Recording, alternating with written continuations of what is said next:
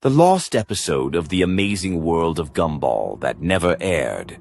It was an ordinary Tuesday morning when Gumball discovered something peculiar in the school bathroom mirror. His reflection seemed to lag behind his movements by just a fraction of a second. At first, he thought it was his imagination, but when he waved his paw, the reflection waved back a moment too late. Darwin noticed his brother's strange behavior during lunch. Gumball kept glancing at every reflective surface, windows, spoons, even puddles on the ground. Each time, his reflection appeared slightly off, as if it belonged to someone else entirely. That afternoon, Anais found Gumball standing motionless in front of their bathroom mirror at home. His reflection was smiling, but Gumball's face showed only confusion and growing fear. The reflection's eyes seemed darker, more hollow than they should be. By evening, the entire Watterson family noticed something was wrong. Every mirror in the house showed their reflections behaving independently. Nicole's reflection combed its hair while she stood still. Richard's reflection exercised while he sat on the couch. But Gumball's reflection was the most disturbing of all. It never stopped smiling that unnaturally wide grin. The mirrors began to multiply throughout Elmore. Shop windows, car mirrors, even the surface of the school pond all showed the wrong reflections. The townspeople walked around in a daze, unable to look away from their distorted selves. Gumball realized the truth when he saw his reflection mouth words he wasn't speaking. "We've been waiting so long to switch places." The mirror world had been watching, learning, preparing to take over. One by one, the reflections were stepping out of their glass prisons, leaving the real inhabitants trapped behind the cold, silent surface. The last thing anyone saw was Gumball's reflection climbing out of the bathroom mirror, while the real Gumball pressed his paws against the glass from the other side, his silent screams echoing in a world where no one could hear him anymore.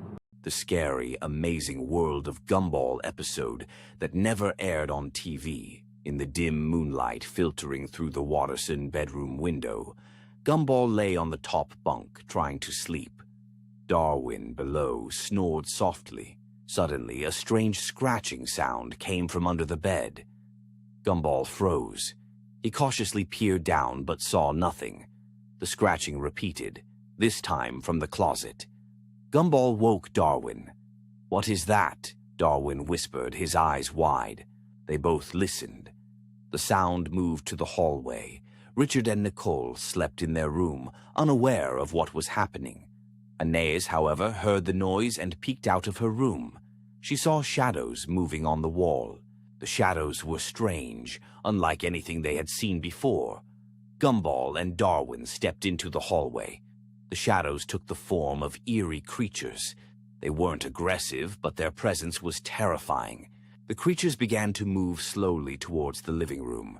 Gumball and Darwin followed them, trying to be quiet. In the living room, the shadows began to gather around the television. The screen flickered, showing distorted images. These were scenes from their own lives, but twisted and ominous. Anais joined them, her face pale. She realized that the shadows fed on their fears. To stop them, they had to be fearless. Gumball, remembering all his adventures, decided to act. He grabbed the remote and turned off the television. The shadows hissed and began to disappear. Darwin and Anais followed his lead, trying to be brave. When the last shadow dissolved, silence filled the room. The Wattersons returned to their beds, but the night left its mark. The next morning, everything was as usual, but they knew something had changed. They had become a little braver. The lost episode of The Amazing World of Gumball that never aired. It was an ordinary Monday in Elmore when Gumball woke up to the sound of the school bell. Strange, he thought, since there were still 2 hours before classes started. Looking out the window, he saw it was still dark outside, and the clock showed 5:30 in the morning. Darwin was sleeping peacefully in his bowl, paying no attention to the sound that seemed to come from everywhere and nowhere at once.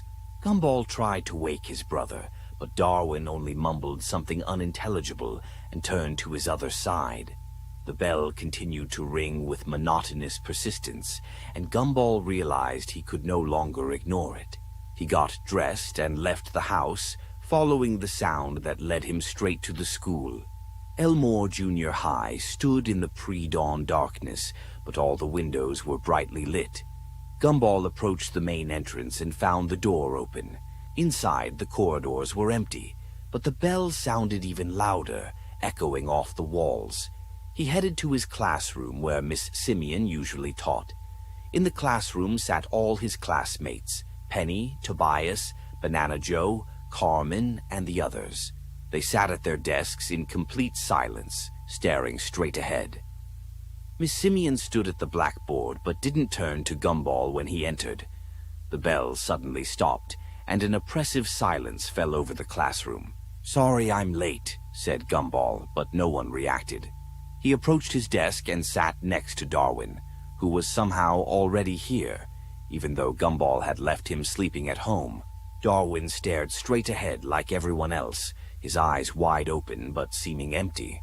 Miss Simeon began the lesson, but her voice sounded strange, too slow and with an echo. She spoke about the importance of punctuality, about how important it was to come to school on time, and about the consequences of being late. Gumball tried to write something in his notebook, but found that his pen wouldn't write. He looked at his classmates' notebooks. They were all empty. The lesson went on endlessly. The clock on the wall showed the same time, 6:30 in the morning. Gumball began to understand that something was wrong. He tried to talk to Darwin, but he didn't answer. He tried to get Penny's attention, but she didn't even blink. Suddenly the bell rang for recess, and all the students simultaneously stood up and headed for the exit. Their movements were synchronized and mechanical, like marionettes. Gumball followed them into the corridor, where everyone positioned themselves in exactly the same positions as always during recess. But no one talked, laughed, or played. Gumball tried to leave the school, but found that all exits were locked. The windows wouldn't open either. He was trapped inside with his silent classmates. The bell for class rang again, and everyone returned to the classroom. Miss Simeon taught exactly the same lesson, word for word, and again the clock showed 6:30. This continued lesson after lesson, day after day. Gumball realized he was trapped in an endless loop of a school day, where time had stopped and everyone around him had turned into silent ghosts of themselves. He screamed, tried to break windows, begged someone to answer him, but nothing helped. Gradually, Gumball began to forget what his friends' voices sounded like, what the world outside school looked like, what freedom felt like. The only sound in his world remained the school bell, which rang with frightening regularity, marking the beginning and end of lessons that never truly ended. Eventually, Gumball sat at his desk and stopped moving. His eyes became as empty as the others. He no longer tried to speak or run away. He just sat and stared straight ahead, waiting for the bell that would ring forever, in a school that would never let its students go home.